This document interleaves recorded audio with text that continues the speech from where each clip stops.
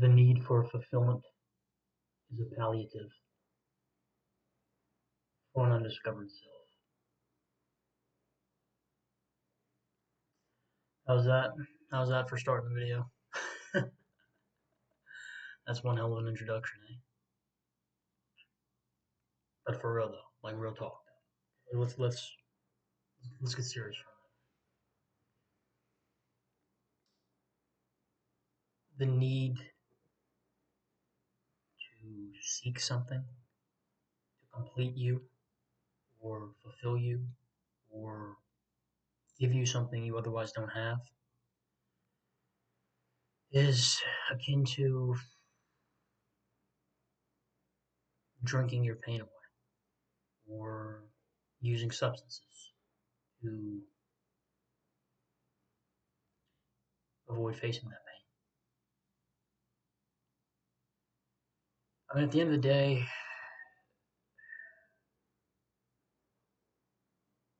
the decision is essentially ours. But that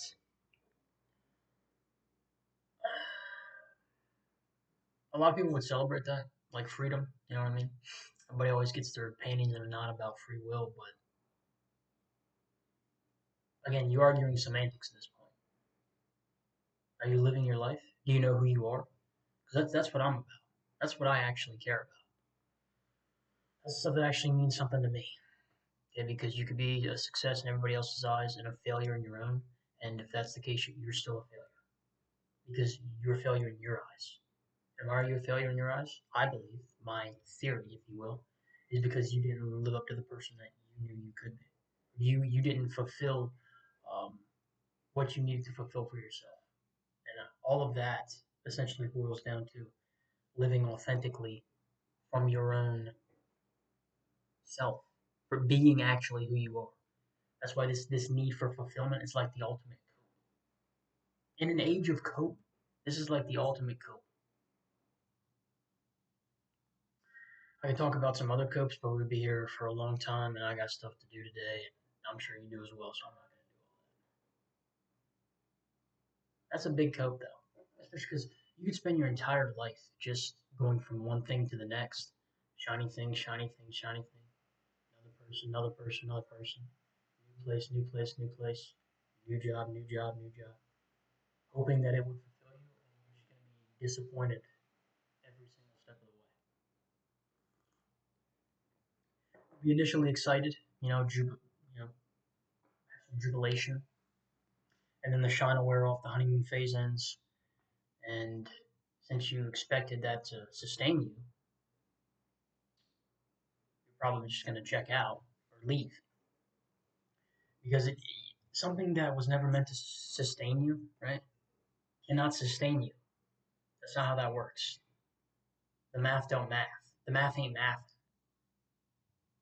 That ain't a thing. That ain't a thing, G. I mean, you go from one thing to the next, right? And again, I point one finger at you, I point three back at myself. So this is in no way any. This is not criticism, nor is it condemnation. I'm just simply stating the situation as I've come to understand. Okay, just to let y'all know, I ain't trying to be a hater to the brothers and sisters. That's disrespectful. I don't want that energy. I don't want to put out that energy. I guess it's so tempting though because we live in an age of like hyper instant gratification. I feel like you gotta feel like you're missing out if you're not on a constant high, or you're not partying or having some brand new experience with some brand new people. But I don't really feel that way anymore. Like when I actually think about it with my big head, right? Because I know that God's putting me in a specific location for a reason. I have to do specific work for a reason. And even when I try to get out of it, they pull me right back in. It's funny too. You can't explain this stuff, man. It's you know, truth is stranger than fiction. But maybe that's a blessing because it forces us to make some hard decisions about who we actually are. I mean, I can sit here and say, you know, all the feel good words I want. I can be the man for pep talks and inspiration and motivation, but then the camera turns off and I gotta live my own life. I gotta sit in a room by myself. I gotta deal with the past. I gotta process trauma. I gotta try to be open to connecting and having relationships with people when I built walls so high that I didn't think they were ever scalable. I closed a chamber around my own heart because I decided that was easier than the alternative. It's not so easy now, is it? I don't think it's meant to be easy so much as I think it's meant to be experienced. I think if you can face that pain, you can at least step out in faith and be willing to do that. Like I said, I'm open to connecting, right? But I'm not going to force connection. That just doesn't even sound right to me. That don't feel right. You know what I mean? That's unnatural, man. That's weird. Like in a bad way, not weird in a good way. Weird in a bad way. I'm not going to force anything. That just ain't the play. That just ain't the play. It doesn't. It never works anyway when you force something. It never works because it was never meant to. None of this was ever meant to be forced. It was meant to like be organic, and it just kind of happens. Like literally, it just kind of happens. And you're just like, okay, cool. Yeah, let's you know, let's explore this. See where this goes. And once I really accepted that, it was like a burden was lifted off of my shoulders. You don't have to curate anything. You don't have to orchestrate anything. You don't have to organize anything. I mean, obviously, I'm not the neatest person, so you may not want to take housekeeping advice from me, but just use it as a metaphor. It's an allegory. Okay? It's an allegory, not that dirty. you know, this chasing after fulfillment is just it's not even a dog chasing its own tail because at least the dog sees its tail. You know what I mean?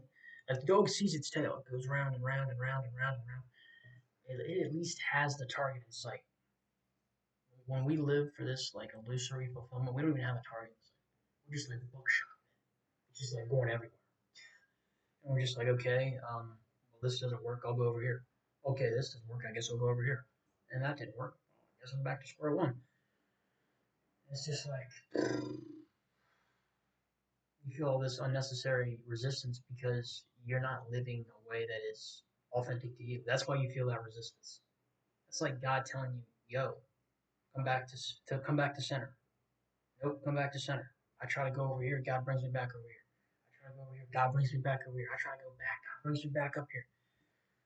So like, again and again and again. It's like a gentle rebuke, if you would, to remind us that we're not going to get away from facing ourselves. You're not. And I've seen people that tried to do that, try to get away from facing themselves, and they lived a pretty dark and you could say tragic life. I'm not going to say that their demons beat them because I believe that that's disrespectful, and I believe that no matter the vices or the issues that somebody may have, that's not the totality of the person, right? A person is more than their vices. You know what I mean? Everybody's got something, man. Everybody's got something. There's no point in throwing the baby out with the bathwater. They're still a human being. They still had dreams, aspirations, goals. I'm sure they were in the exact same position as us, more or less, at one point in their life. They just they just took a different route, man. It's easy to it's easy to play the critic when you got no skin in the game. And then you got skin in the game and you don't want to play the critic anymore. You don't feel the need to incessantly criticize things that you don't have the whole picture of. I say that as somebody who used to do that. Because again, it's not the play. I'll tell you what I think is the play, though. Being able to sit with ourselves for an extended period of time that allows us to see what is inside of us. What is coming up? What have we not processed? What are we still holding on to from the past? What are we still projecting on other people? What are we looking for in other people? What haven't we found in ourselves yet? What's the mythical holy grail that we're on a quest of? When in reality, if you turned inward, the grail would be with you. You have the grail. You are the owner of the grail. I am the owner of the grail. That's what you should start saying to yourself. I am the owner of the grail, as in the holy grail, for myself, for me, because I know who I am. I know who I am not. I know who I must be. I know who I cannot be. And I cannot be that which I am not, but I can be that which I am. Because as I said, brothers and sisters, the choice is freely available to us. We can spend our entire lives searching, not seeking. Remember what Christ says, seek and you shall find. If you seek, you will find. No, no, no, I didn't say seeking. I said searching. Searching for some illusory fulfillment to take us away from ourselves. And the best that we will ever have on that adventure, you could say, on that really descent into the underworld, is temporary thrills and short-term gratification that leaves us just as empty as we were before we started indulging in it. I know how tempting it is. Believe you me. I cannot stress this enough. I do know. But that doesn't make it the correct play. That doesn't make it the right move.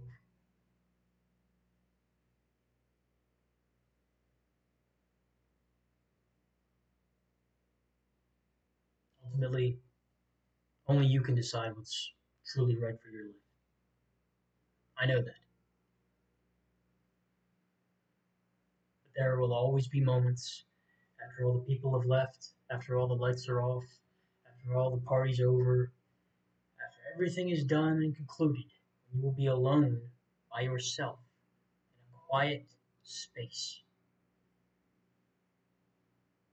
And you will not be able to run. You'll not be able to run then. You're not going to be able to escape that. Make sure that whatever comes up in those moments, you can face, you can actually look at and identify. Not identify with necessarily, but identify what's happening, understanding what's going on. A trauma response, possibly. A past memory that you thought you processed when in reality you buried. A relationship that you just can't seem to let go of. A desperate need for connection that manifests in the exact opposite by pushing people away because you're afraid to get hurt. Those are just some examples. Make sure that you can face that and understand it. And know when you're facing it and you're understanding it, that will make you stronger, physically and mentally. Because you were actually the person that did the work. You did the inner work. There's one thing to grind and to hustle in a culture that glorifies essentially burning yourself out and chasing the bag, right? That's one thing to do that. And it's another thing to sit with all that pain and that trauma and that anger and that rage and to look at it for what it actually is. To stare at it in its face and not let it consume you. Let it embolden you to understand who you actually are, who you actually were the entire time. Now, not everybody else said you were, not everybody else wanted you to be, who you actually are. Day one. Day one. That's the fulfillment. That's the fulfillment you seek. And since you're seeking that fulfillment, rest assured you will find it. After that, what do you do with it? That's up to you. I'm on my own journey right now. I got my own stuff to deal with. Take it, take from it what you will. Grain of salt, a pinch of pepper, whatever gets you going.